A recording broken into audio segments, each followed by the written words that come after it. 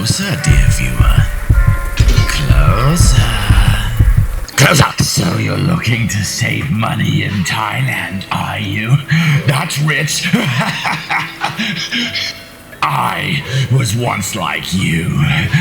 I was happy, carefree, ignorant. But then one day, bam!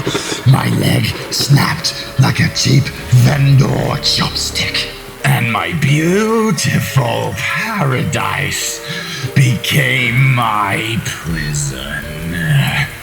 Without an agent and without a YouTuber to help me with my contract, I was left to rot. So listen to me, dear viewer. Listen, because if you don't, I may have to do something naughty.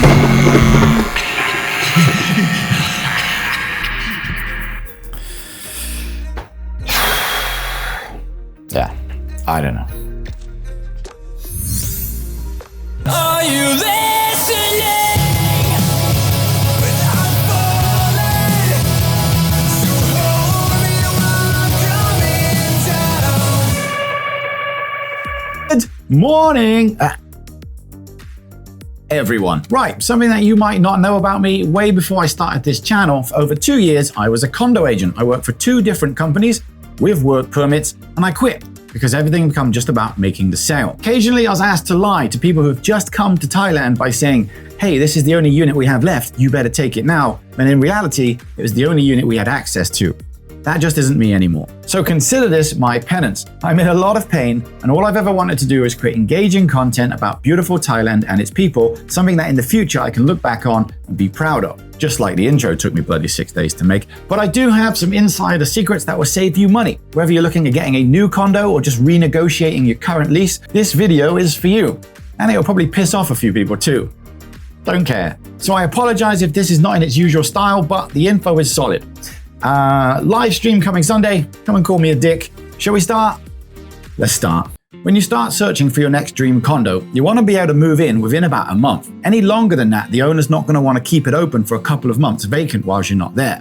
This gives you much more room to negotiate. I've actually had a client on a Monday move into the place on a Friday, and the place was still deep cleaned with the aircon and everything. If you're looking for a condo or apartment that's near the BTS line or the MRTs, they're more likely to be a bit more expensive. They'll of course be newer, but they'll be smaller. Alternatively, go 5-10 minutes up the road, maybe find an apartment. It's going to be much bigger. It will definitely be older, but it'll be about the same price, if not cheaper. You'll be looking on places online, and there are a number of websites to choose from. However, keep in mind that pretty much all agencies have no affiliation with the owners. In fact, the owners probably don't even know which agencies are trying to sell their condos. What that means is when you find your dream home online, it's probably gone. It's probably gone many years ago. You're going to contact the agency and they're going to say, oh, we're super sorry, but that's gone. However, we have some of these. Keep in mind, all condos are completely different. The interiors are not matched. So if you like one interior, just because they have others in the same unit, could be completely different. And if they were that good, they would have pictures online anyway. No ill feeling towards agencies, it makes perfect sense. They can't keep their database up together, and if they have a high clicking image that's getting lots of clients towards them that they can convert to elsewhere, then yeah, I would do the same and keep it there too. But what it means for you is don't get your heart set on this one just because it says it's available. Go there, be inside the unit, pay the deposit, then you can start to get happy. Personally, I'd recommend a site like Fazwaz. That seems to be a lot more up to date, much more modern. They have a big team of people ready to support you. Again, no affiliation, but you've probably heard of Global Travel Mate. It's one of the top YouTubers here. He has his own business called Sukhumvit Homes. I've never personally dealt with their company, but I know Jeroen, or I haven't spoken to him for like 18 months, but he's a top guy, and I'm sure him and his team will do the absolute best to help you navigate this crazy world. If the most you're willing to pay is, for example, 40,000 baht, your agent will start looking at rooms at 50 or 55,000 so we can negotiate down. So if you can't afford to pay even a single penny more, tell the agent a little bit less. Full transparency, and it's well known online, but agents or agencies get 1 month commission. That means owners are fully aware that they get 11 months rent per year on average. What it means for you is you could equally just walk into a hotel or a condo and say, hey, do you have any rooms available? And usually the owners will go down and speak to the receptionist and tell them, yeah, here's my keys. If anybody asks, please go and show them. That receptionist will get a smaller commission, gives you a bit more room to negotiate on the price. But wait, now we don't have an agent to help us. And yes, some agents really do a great job. Some agencies will be affiliated with the owner, and yeah, you'll be contacting them for the next year. But most will just be working for themselves. I'll come in, get you to sign over stuff, give me the money, and then, well, I'll see you again in a year when I want my second year's commission. So keep that in mind. Now, I was not saying what you should do, maybe because I'm an idiot, but if I haven't spoken to my agent for a whole year and they just suddenly pop up 3 days before my contract needs to be renewed, I'm sorry, but I'm not going to help you. So keep that in mind. If in the second year the owner wants to increase the rent a little bit, but you're not using an agent and it's going to cost them 1 month just to replace you, then you'll be saving them money by keeping the rent the same. But the more you know. This Sunday, 9 p.m. Mango time. It'll be a parlay of wit, wisdom, and well-lubricated discord. We'll dive deep into the philosophical implications of digital consciousness, the socio-economic ramifications of transient leisure spaces, and the semiotic interplay of meme culture in postmodern society. And we'll probably just get drunk and play with some AI. Either way, my hair's back. That's called planning. Now come and join me for a virtual night out, chat and ask questions with some like-minded people. A bi-weekly, communique, where all you gotta do is bring your empty glasses back to the bar. Agents, and I'm not just bad-mouthing on all agents, but some of you, they'll want to make sure that you arrive at the building at about midday, 2 o'clock, something like that. Avoiding all the rush hours to make sure that you get a really nice experience going to your condo. I highly recommend you going back there the next day at 5 o'clock or super early in the morning, see what the local traffic's like, listen to the noise pollution, and look for construction around the areas. So I've created a little list of things that you want to check for. Yes, internally do whatever you want, right? Whatever you see fit in the area that you're happiest with. However, go to a balcony, open the door, and take a listen to the noise pollution outside. Close that balcony and see how much of it stops. I can't stress how many times I've stayed next to the BTS and couldn't hear a thing, whereas I've also been 10 kilometers away from it and I could hear traffic, ambulances, chickens, absolutely everything, because the seal around the balcony door is very bad. So first thing to check.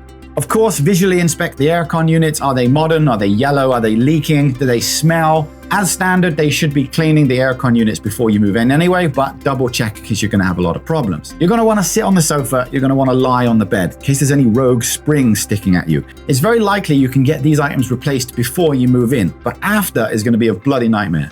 Other things like where's the sun coming from, because that will affect your aircon bill.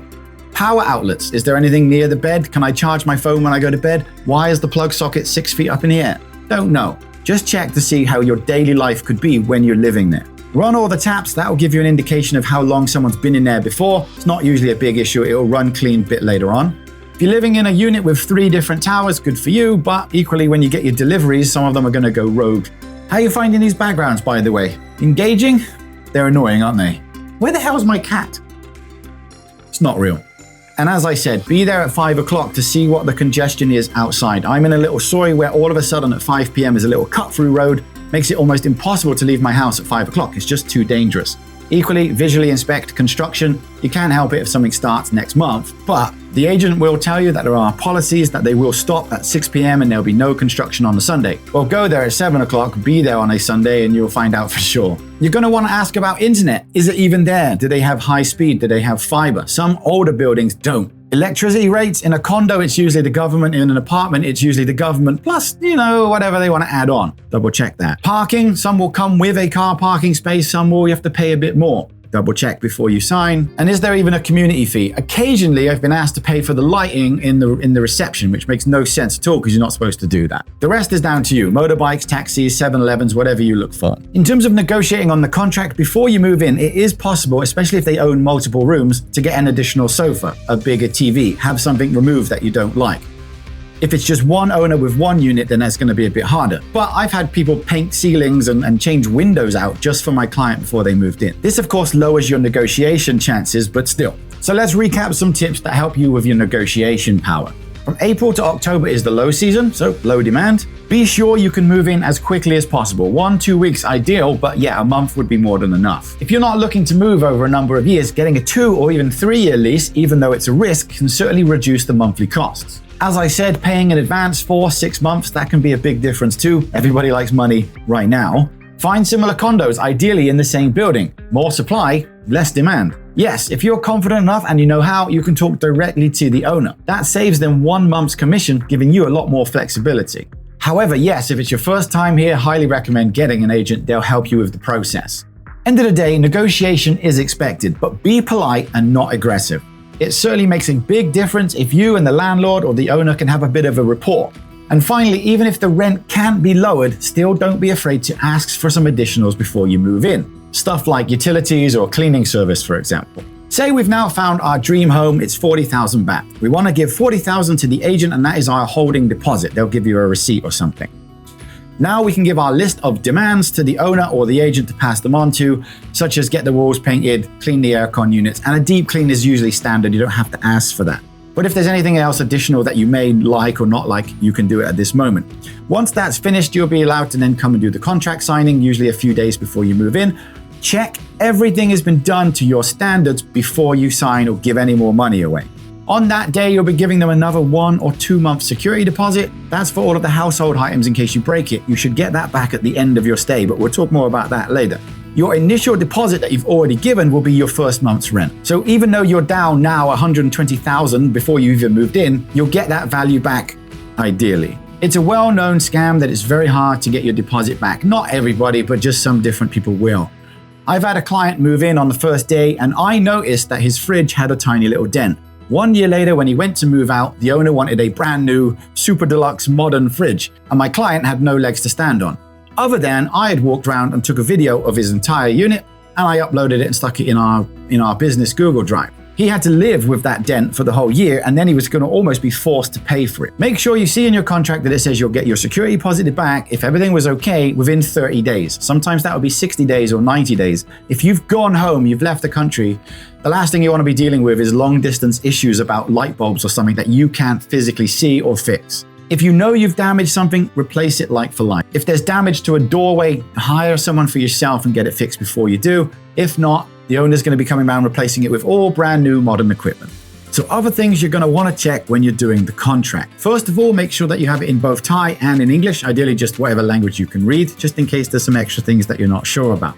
Double check your termination policy. It's very unlikely you'll be able to move out before the end of it unless you can go on Facebook and find someone else to take over the remainder of your contract. Worst that can happen is you'll lose your month or 2 month deposit. Double check who's responsible for the cleaning. I've had contracts that I have to pay when I move in, but equally the person that was leaving also had to pay, so someone's making some money there. When you get your electric bill, make sure it's a screenshot or the physical bill from the government if that's what they've agreed on before. Some people will create you their own electric bill. You know who you are. Bad.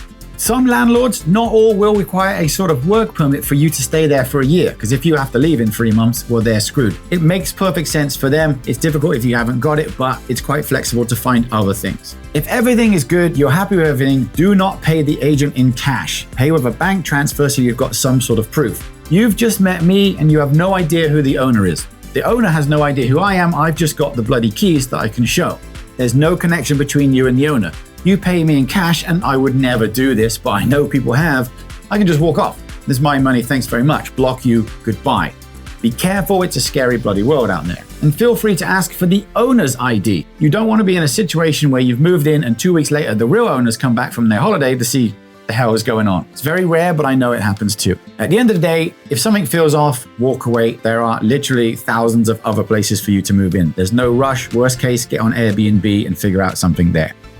Find the room that you're most happiest with, the location, the rent, everything else about the building that you just super enjoy. Thailand is a fantastic thing. You're going to spend a lot of time at your home. You're going to spend a lot of time out. But when you are home, make sure it's bloody worth it.